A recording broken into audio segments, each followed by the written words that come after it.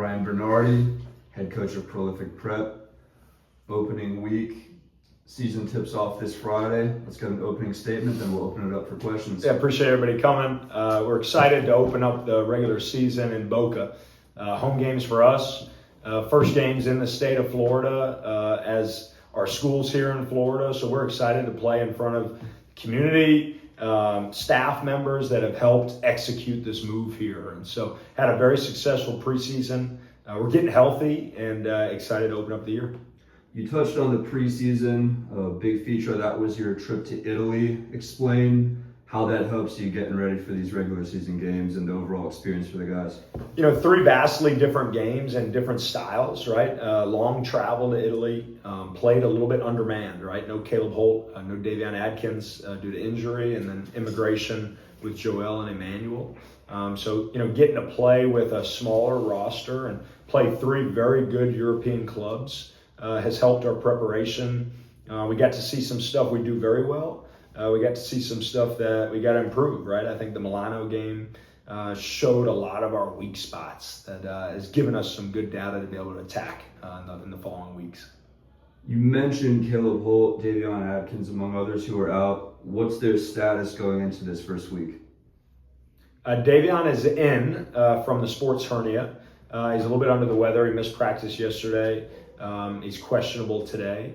And then Caleb Holt has been cleared for non-contact, has not gotten a clearance for contact, but we expect Caleb to be back very soon. Don't expect him to play this weekend, but expect him to be back soon. And then Emmanuel and Joel are good to go. First time ranked preseason number one. What does that mean to you in this program? And is it a pressure? What does this do? It's a different situation being the hunted.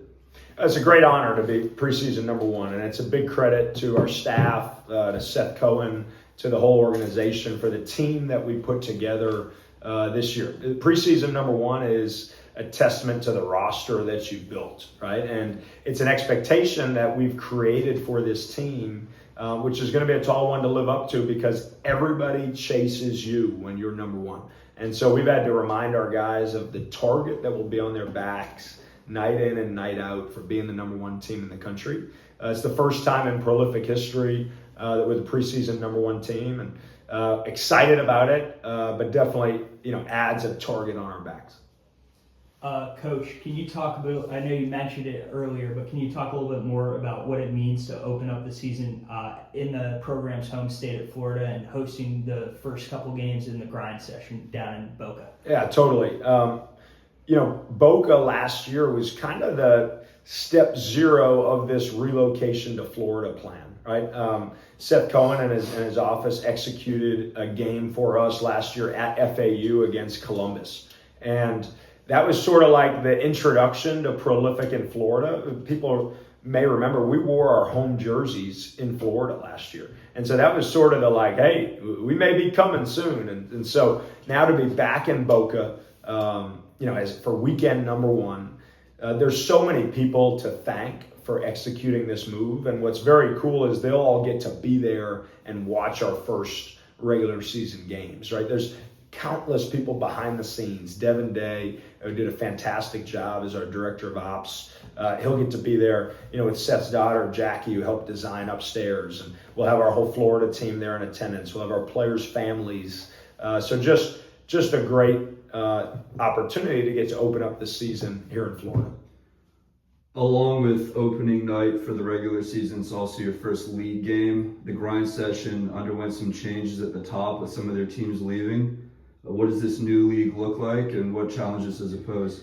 So we really think the grind session is the best league in the country. I think it's on the cutting edge of the rules, right? 24-second shot clock, 9-minute quarters, 6 individual fouls, instant replay, advance the ball, right? All the rules that you know, we really think are keeping the game on the cutting edge. The grind session has.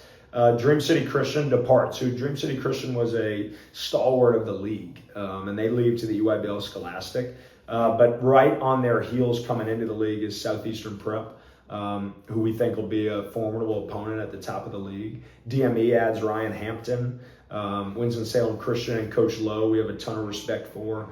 The Canadian teams, as we watched this past weekend, both Fort Erie and Royal Crown can play with anybody. So the league's as deep as could be, has the star power at the top, and will present a ton of challenges for us this year.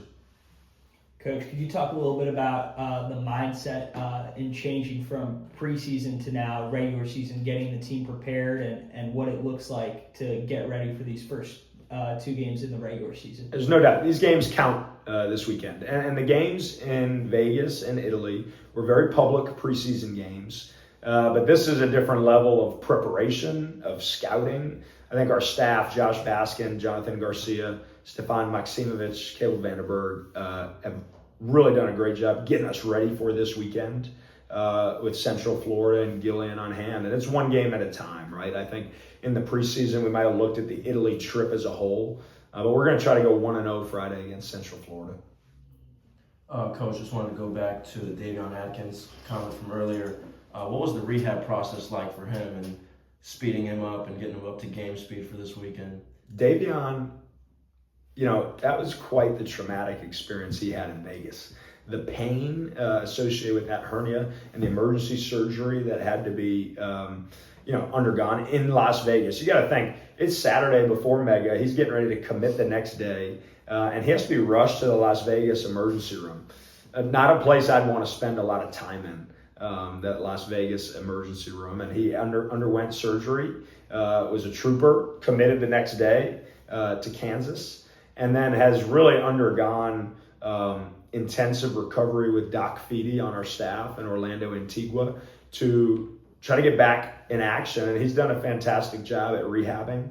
And now he's just he's a little bit under the weather these past 2 days. But he's fully cleared. He practiced last week. He looked good in practice, had a very good week. So much has gone right this offseason.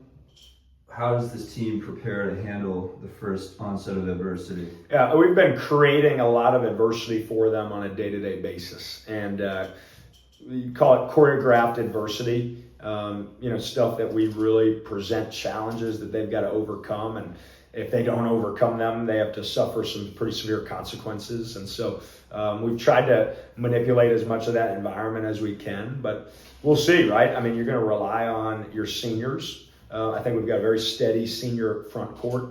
I think our best players are high character guys, Rudy and Bruce, and we're excited to get Caleb back into the mix, but definitely have to lean into your senior leaders when adversity hits.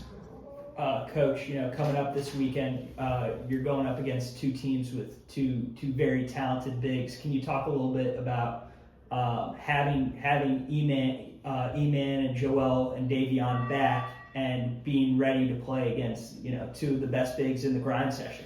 Yeah, Central Florida has a couple guys that present challenges, and then Marcus Ponder on Saturday night will present a whole load of challenges with his physicality and presence and size. And so we're definitely going to lean into our depth in the front court. I think something, Rudy and Bruce and Caleb get a lot of publicity on this year's group, rightfully so. We've got 5 senior front court members that are all 6'9" and above, that are all over 200 pounds, that we'll rely on heavily this weekend. And so Emmanuel and Joel have experience from the game against West Oaks last year, guarding Ponder, and they'll be called on this weekend for sure. We're going to rely on all 5 of our guys to play. We're going to rely on our depth, but definitely Emmanuel and Joel will be able to draw out of last year's experience. Last question here before we get going.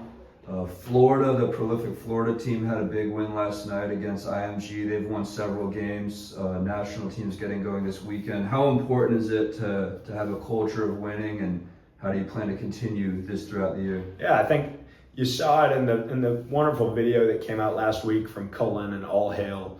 You saw the importance in our program of one family and one team. And you see it in our locker room, right? The lockers are right next to each other. National team, Florida team, national team, Florida team. And last night, the Florida team, coached by Jesse Edwards, had a huge win over IMG, which is where Jesse coached last year. To see how much it meant to our guys, how much it meant to coach, how much it meant to our guys to win for coach. And they just played really well. I think the team's coming along and really competing at a high level. Excited for them to be in attendance this weekend to watch us. And as we continue to build this kind of one family, one team feel, trying to be the best team in the country and the best team in Florida. Awesome. Appreciate your time. Thanks, guys. Best of luck this weekend. Well done. That was